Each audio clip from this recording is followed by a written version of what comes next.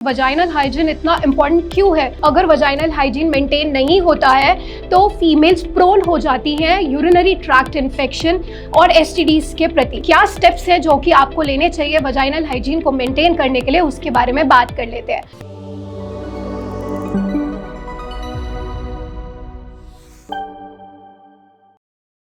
हम सब अपने चेहरों का, बालों का, हाथों का, पैरों का वगैरह हर जगह का ध्यान देते हैं, पर एक इम्पॉर्टेंट एरिया है जिस पर ज़्यादा खासा ध्यान नहीं देते हैं। मैं बात कर रही हूँ इंटीमेट एरिया यानी वजाइनल हाइजीन के बारे में।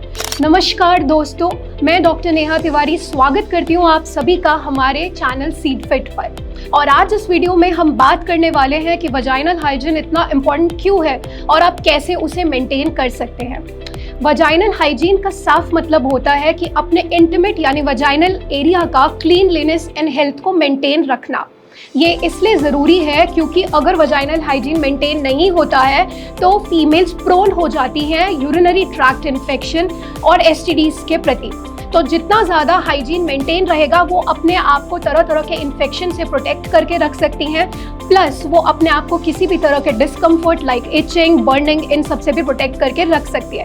इसलिए वजाइनल हाइजीन मेंटेन करना बहुत इंपॉर्टेंट है। जब ये चीज़ आप करते हैं तो उसके साथ आप अपनी ओवरऑल हेल्थ को भी मेंटेन कर पाते हैं। तो क्या स्टेप्स हैं जो कि आपको लेने चाहिए वजाइनल हाइजीन को मेंटेन करने के लिए, उसके बारे में बात कर लेते हैं। फर्स्ट स्टेप होता है wipe from front to back. मतलब जब भी आप क्लीनिंग करेंगे तो फ्रंट एरिया से बैक एरिया तक आपको करने की ज़रूरत है। और ऐसा क्यों ज़रूरी है हम जानते हैं। सबसे पहला पॉइंट इसमें यह आता है कि अगर आप बैक टू फ्रंट करेंगे क्लीनिंग तो एनल एरिया के जितने भी बैक्टीरियाज हैं वो वजाइनल एरिया तक रीच आउट कर सकते हैं और उस वजह से फीमेल्स यूटीआई के प्रोन हो सकती हैं।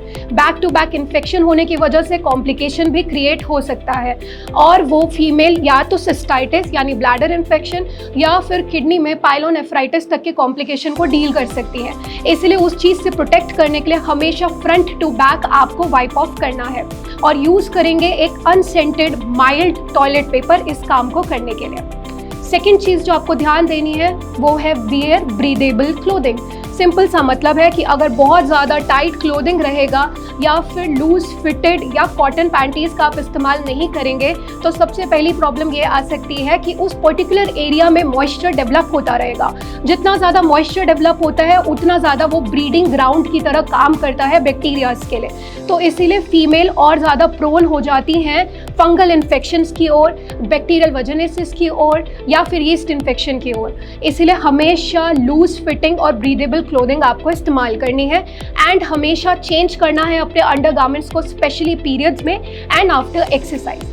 थर्ड पॉइंट जो आपको ध्यान देने की ज़रूरत है वो है प्रैक्टिस जेंटल क्लेंजिंग। इसका सिंपल सा मतलब है कि जब भी क्लीनिंग करेंगे तो एक अनसेंटेड माइल्ड सोप का इस्तेमाल करेंगे, ल्यूकवार्म वाटर का इस्तेमाल करेंगे और जब भी क्लीनिंग कर लेंगे तो उसके बाद डैब करके आपने उस एरिया को आपने सुखाना है।